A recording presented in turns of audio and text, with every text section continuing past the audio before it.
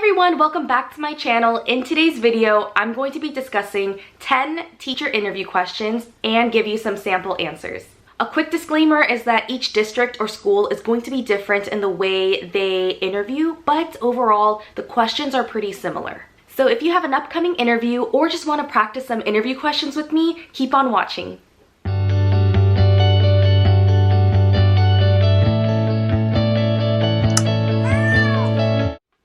Alright, so I went ahead and made a PDF of all of the questions I'm going to be discussing today and spaces to put your own answers. So if you want, go ahead and print out that PDF and we can actually fill it out together. I'll have it linked down below.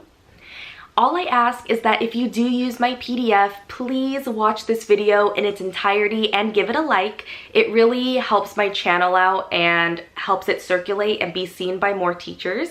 So if you do, thank you in advance.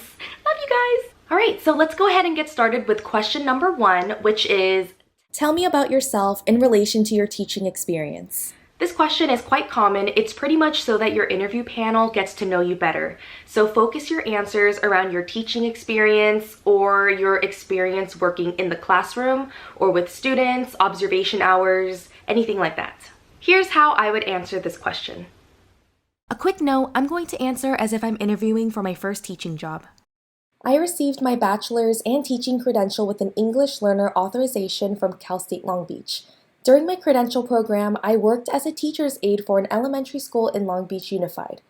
I worked alongside 3 primary grade teachers and helped assess students as well as teach multiple lessons. Afterwards, I began my student teaching in this district and student taught 3rd grade and 5th grade. I began subbing throughout this district and completed a long-term sub-assignment for a 5th grade class. I continually look for ways to grow as a teacher, so I'm currently working on receiving my master's degree in learning and technology. If you've taught abroad or traveled for teaching, I would definitely add that, but focus on your teaching credentials, experience, and aim to make yourself look more well-rounded. Okay, question number 2. Tell me about your classroom management style and how you make it your own.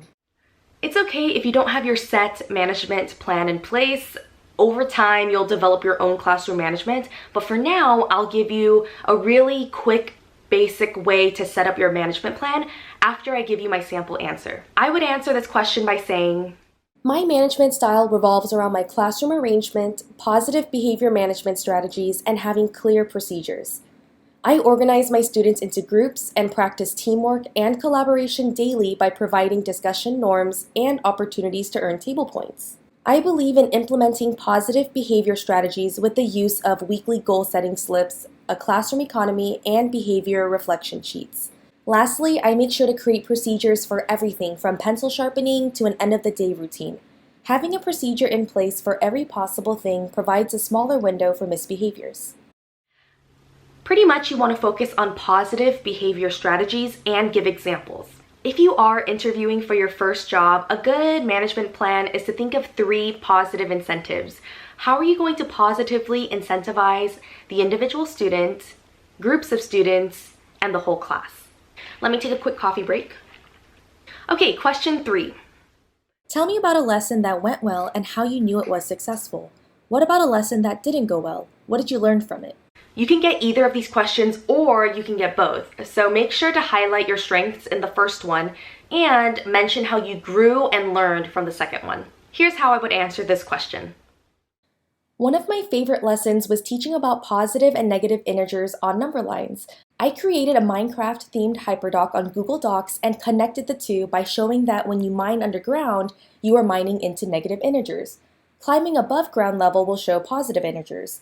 It was successful because my students were engaged throughout the lesson and their formative as well as their summative assessment showed that more than 85% of students met or exceeded the standard. One lesson that did not go well was from my first lesson during student teaching. I decided on a collaborative group assignment where students would read part of the social studies text, create a poster with their group, and share with the class. I announced the assignment to the class without explaining any rules, norms, or procedures. As expected, it was not the greatest lesson, but afterwards I learned the importance of teaching students how to work in a group before assigning group projects, creating behavior expectations with my students and going over it before their group work time, and teaching the expected skill before assigning it to them. For example, now I would teach the class how to summarize nonfiction texts in a separate lesson prior to the group assignment. Principals and teachers in your interview panel understand that as teachers, we make mistakes all the time. They just want to see how you learn and grow from making mistakes and see how that makes you into a better teacher. Okay, moving right along to question number 4. In your classroom, how will you support the diverse backgrounds of students in our community? Be prepared to answer a question about diversity and how you promote it in the classroom. Diversity is a huge umbrella and has many factors such as race, ethnicity, socioeconomic status, gender, sexual orientation, learning styles, family units, religious beliefs, and it's so important for us teachers to be able to address it and make our students feel seen in the classroom. I also just turned my AC on because I was sweating, so if you hear a little zhuzh in the background, so sorry, but I'm sweating real bad.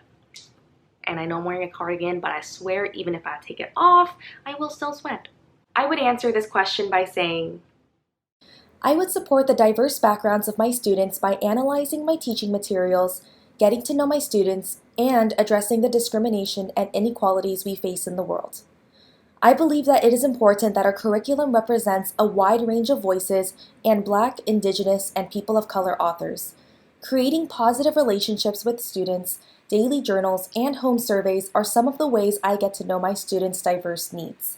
I also believe in the importance of creating a safe space in the classroom in order to discuss issues of racism and discrimination and how we can actively act against it.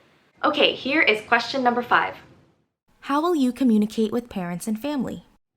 Communicating with parents and family is most likely going to be in your interview because your panel or whoever is interviewing you wants to see that you have a set plan in place to communicate with home.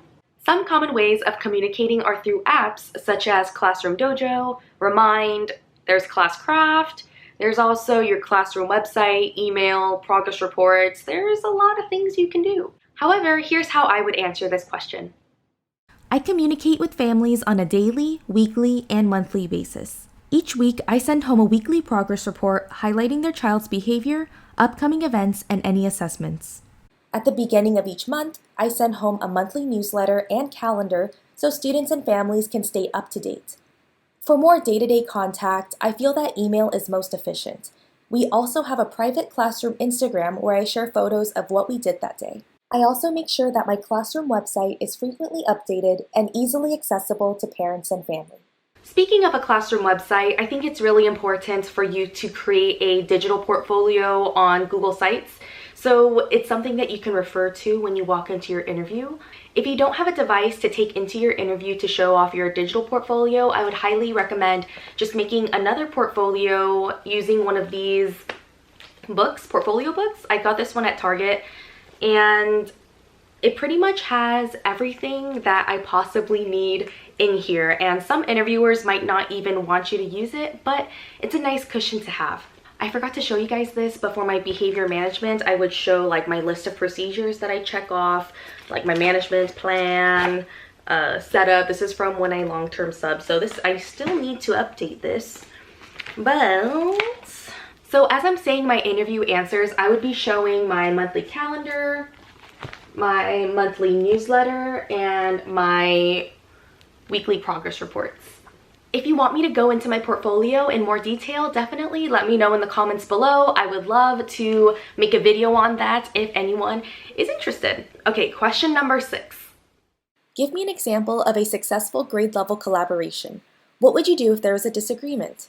This is referring to the team teachers that you will end up working with once you get hired. They just want to see your conflict resolution skills and how well you can work with others. I would respond to this question by saying, one example of a successful grade level collaboration was creating a new social media awareness unit with my 6th grade team.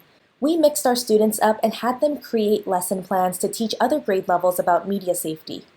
My team teachers and I spent weeks discussing ideas, collaborating, and coming up with our final unit.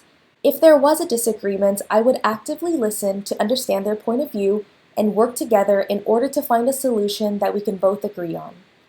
At the end of the day, you want to show that you're respectful and that you'll listen to the opinions of others even though you don't agree. It can get pretty difficult sometimes to work with a teacher who has that my way or the highway mentality. So definitely show your interviewer that you are a great teammate that any teacher would love to work with.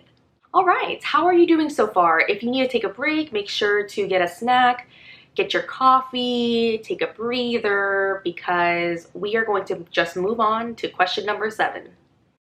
How do you differentiate for students performing below standard as well as students performing above standard? I am positive that there will be a question about differentiation in your interview.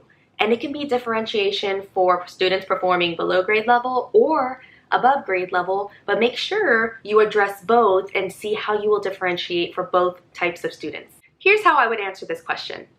In order to differentiate, I begin each unit or lesson with a pre-assessment to check students' prior knowledge.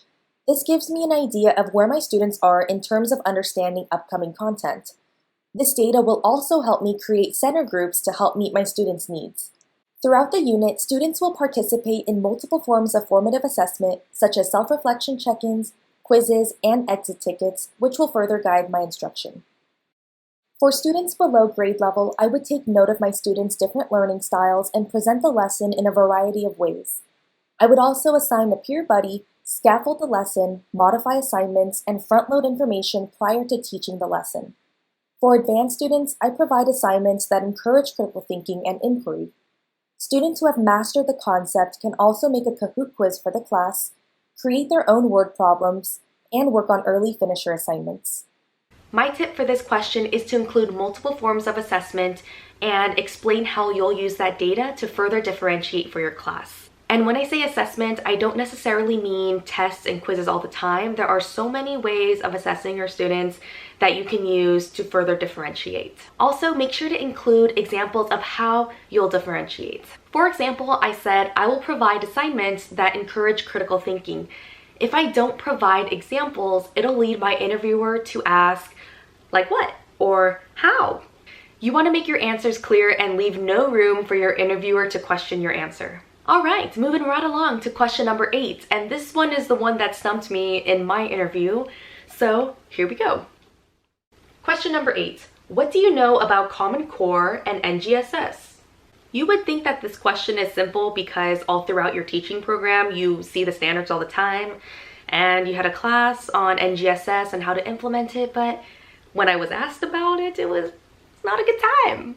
Anyways, California uses the Common Core state standards and they implemented NGSS, or the Next Generation Science Standards, a couple of years ago. So each state or country is going to be different in terms of what standards they use. So definitely research your district or state and find out and research what standards you guys use. Here's how I would answer this question.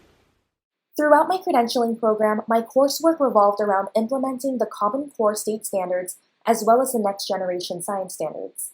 The Common Core state standards provide consistent learning expectations that students are expected to learn throughout the school year. Although the standards focus on math and ELA, I enjoy incorporating the standards within all subject areas. The Next Generation Science Standards include 3 dimensions that work together in order to create a performance expectation. The 3 dimensions include science and engineering practices, which are the hands-on investigations and student-led work, disciplinary core ideas, or the science content, and cross-cutting concepts, where the students observe the phenomena across multiple science topics. To ensure that students meet the performance expectations, I teach science using a 5E model. Definitely research the standards and understand what they are and why they were created. NGSS is fairly new in my district, so I was not expecting that question during my interview. So I will leave the links down below for you to research and get your own notes for the standards for Common Core and NGSS. Okay, moving on to question number 9. How will you use technology in the classroom? Technology is huge nowadays, and it's going to be even more important with more districts opting for online learning or distance learning in the fall. Highlight your experience using any form of technology, such as Chromebooks, iPads, Google, Microsoft, apps, smartboards, anything you can think of, just write them all down. I would answer this question by saying, technology is a staple part of my classroom. My students have one-to-one Chromebooks, so they learn how to organize their Google Drive, format written documents, and familiarize themselves with sites such as Pear Deck, Nearpod, Flipgrid, and Padlet. During conference week, my students would create an interactive presentation and have a student-led conference. I believe that teaching about technology safety is equally as important for all students. This can be done with digital safety lessons and classroom discussions on cyberbullying and online dangers. My students also worked in groups to create a digital presentation and lesson plan to teach other grade levels about internet safety. So my tip for this question is after you write down all of the technology pieces you're comfortable with, write an example of how you would use it in your classroom, or more importantly, how your students would use it in your classroom. Let's move on to question number 10. Why should our district or school hire you? You kind of have to use your FBI skills for this one. So research the school or district you're interviewing for and read their mission statement. Look for any programs that the school has that really interest you and respond with a statement that shows the interviewer that you are a great fit and that your teaching aligns with their mission statement. I would also add something that makes you you and makes you stand out from all the other candidates. Here's how I would answer this question. My teaching philosophy strongly aligns with the district's goal in providing students with a strong academic foundation to become lifelong learners. I believe in inquiry-based learning and that fostering international mindedness is key in order to develop a community of global learners. Teaching weekly lessons on empathy, respect, and celebrating different cultures and ethnicities are important in my classroom. I also would be honored to teach in the district and school that mentored me and helped me develop into the teacher I am today. So for me, writing out my answers and reading them out loud sounds so much better than when I actually go into my interview because I get really anxious and nervous. So make sure to practice writing out your answers and saying them out loud to a friend or a family member, because when you actually go into your interview, you'll remember bits and pieces of what you practiced and you'll make sure to hit those points. I hope these interview questions and sample answers really helped you out for your upcoming interview. Make sure to download the PDF that I linked down below to help you practice, and share this video with all of your teacher friends to help them get ready for their next interview. Also, subscribe to my channel for more teacher tips, or if you love cats. I'll see you guys in my next video. Bye!